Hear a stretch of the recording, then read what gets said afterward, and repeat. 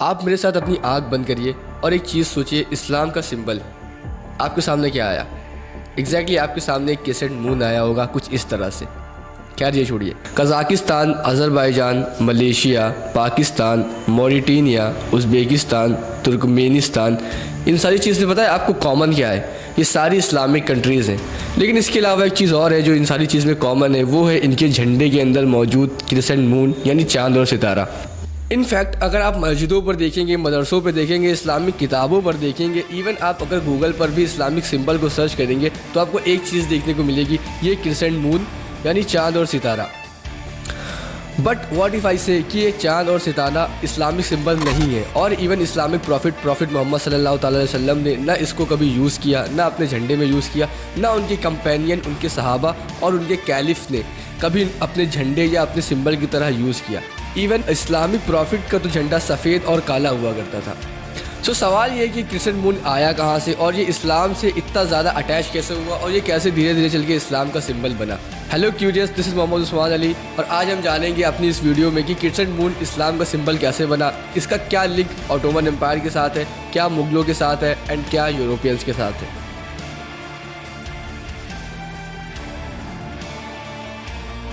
Crescent moon को Muslims ने नहीं बनाया। इनफैक्ट ये प्री इस्लामिक एरा से चलता आ रहा है।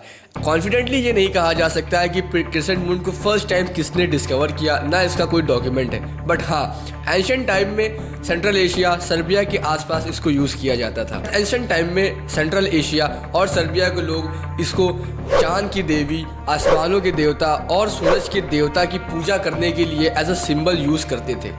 And one of the most ancient empire, Akkadian empire की सील्स पर, जो कि 2300 BCE के अराउंड की सील्स थी, उस पर भी ये क्रिसेंट मून, चांद और सितारे देखने को मिलता है। और आज के तुनिशिया के लोग यानी कार्थेगियंस अपनी देवी तिनिथ के लिए इसका यूज़ करते थे, जो कि जाहिर सी बात है मून की देवी और देवी ऑफ फर्टिलिटी थी। और अगर एंशिएंट माइथोलॉजीज की बात हो रही हो और ग्रीक माइथोलॉजी की बात ना हो तो बात अधूरी सी लगती है। इसी तरीके से ग्रीक लोग अपनी गॉडनेस स्लीनी, जो कि जाहिर सी बात है चांद की देवी थी, उनके लिए भी क्रिसेंट मून को एक सिंबल की तरह यूज़ करते थे। So Akkadian empire, Greek and central Asia, Serbia यानी एंशिएंट टाइम पर अलग अलग सिविलाइजेशंस इसको अलग अलग तरीके से यूज़ करती थी। तो कॉन्फिडेंटली ये कह पाना कि क्रिसेंट मून स्पेसिफिक किस सिविलाइजेशन से बिलोंग करता है या स्पेसिफिक किस एम्पायर से बिलोंग करता है, ये कह पाना थोड़ा मुश्किल है। सो जाहिर सी बात है, ये इतने पुराने एंशिएंट एम्पायर्स और इतनी पुरानी सिविलाइजेशंस में जो सिंबल यूज़ होता था आसमानी खुदाओं के लिए, चांद की देवी के लिए,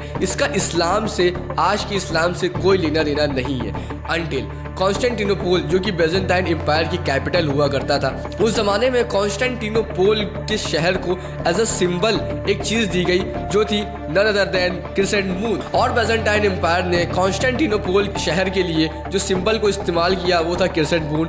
और बेजेंटाइन एम्पायर ने यानी ईस्टर्न रोमन एम्पायर ने इसको अपने कैपिटल कॉन्स्टेंटिनोपल के लिए मुंतखब कर लिया। और ये इतना ज़्यादा फेमस हुआ कि कॉन्स्टेंटिनोपल के शहर बड़े बड़े चौराहे पर हर जगह पर क्रिसेंट मून, जिसके ऊपर 8 मुंह वाला सितारा भी मौजूद होता था, जो कि आप स्क्रीन पर देख रहे हैं। लेकिन इस्लाम और क्रिसेंट मून का रिश्ता शुरू होता है साल 1453 में, जब ऑटोमन एम्पायर के 7वें सुल्तान महमद II ने कॉन्स्टेंटिनोपल को फतेह कर लिया।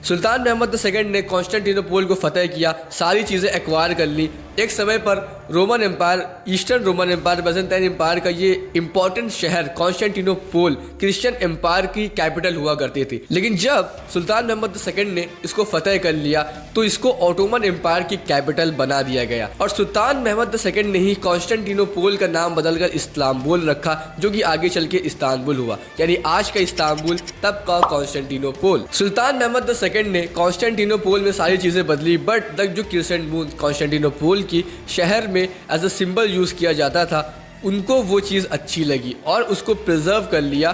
कॉन्स्टेंटिनोपल में ये क्रिसेंट मून बहुत ज़्यादा फेमस था, लेकिन सुल्तान महमद II ने इसको एज अ स्टेट सिंबल या अपने किसी फ्लैग में यूज़ नहीं किया।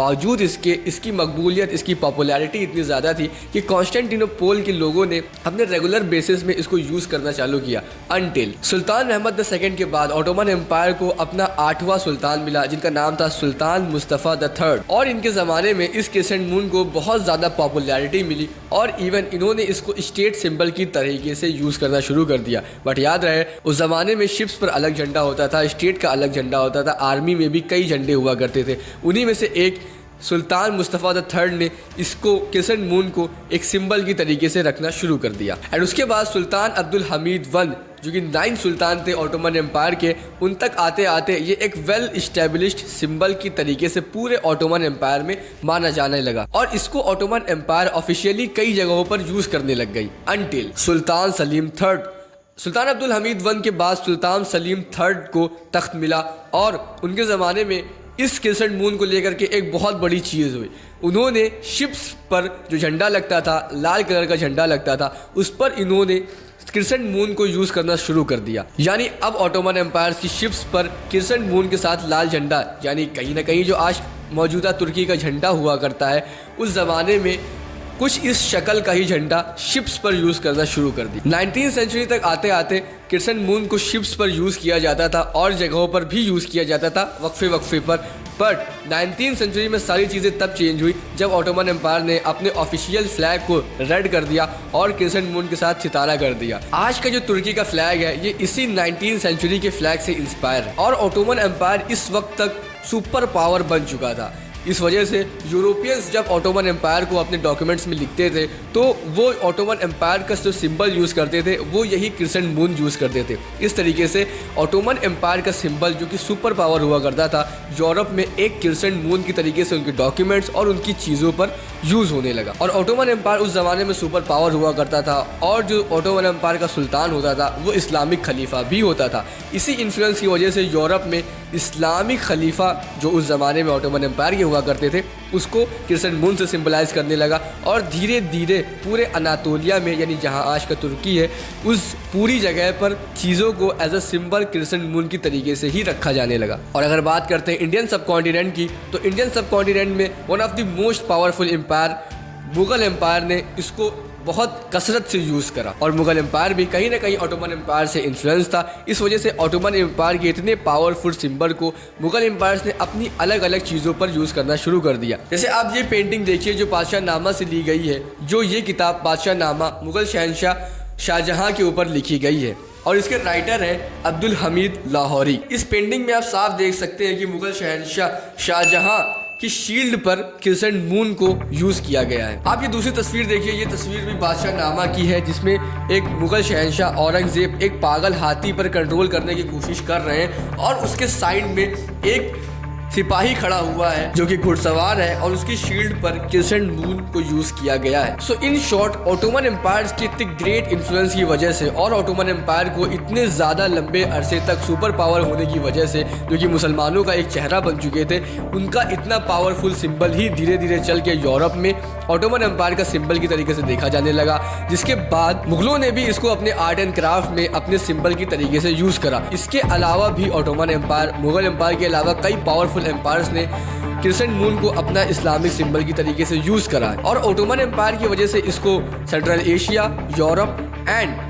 मुगल एम्पायर की वजह से इसको इंडियन सब कॉन्टिनेंट में बहुत ज़्यादा पॉपुलराइजेशन हासिल हुई। और इतने पावरफुल एम्पायर्स, इतने स्ट्रॉन्ग इन्फ्लुएंस होने की वजह से जो कि सारे मुस्लिम एम्पायर्स थे, धीरे धीरे इसको एक इस्लामिक पॉलिटिकल सिंबल की तरीके से देखा जाने लगा। और इवन ऑटोमन एम्पायर के हटने के बाद, यानी फर्स्ट वर्ल्ड वॉर में जब ऑटोमन एम्पायर खत्म हुआ तो आज का तुर्की सामने आया। इसके साथ साथ बहुत से ऐसे मुस्लिम देश सामने आए ऑटोमन एम्पायर से आज़ाद होकर के, जिन्होंने अपने फ्लैग के ऊपर ऑटोमन एम्पायर के इसी सिंबल यानी क्रिसेंट मून को अपनाना शुरू कर दिया। और इवन 1947 में जब इंडिया का पार्टीशन हुआ और इंडिया के अंदर से एक नया देश पाकिस्तान निकला, तो पाकिस्तान ने भी अपने फ्लैग के अंदर चांद और सितारे का यूज़ किया।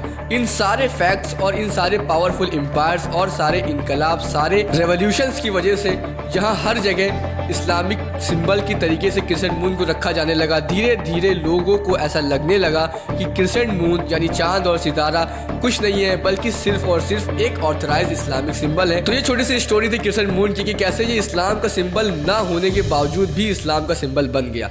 मैं आपको एक फन फैक्ट बताता हूँ कि जब क्रूसेड्स चल रही थी, यानी सुल्तान सलाहुद्दीन अय्यूबी और उससे पहले और उसके बाद वाली जंग को क्रूसेड्स बोला जाता था, जो कि होली लैंड यानी जेरूसलम के लिए लड़ी जा रही थी, जहाँ पर यूरोपियंस के क्रिश्चियंस मुसलमानों से लड़ रहे थे, जो कि टोटल वॉर थी रिलीजन के ऊपर।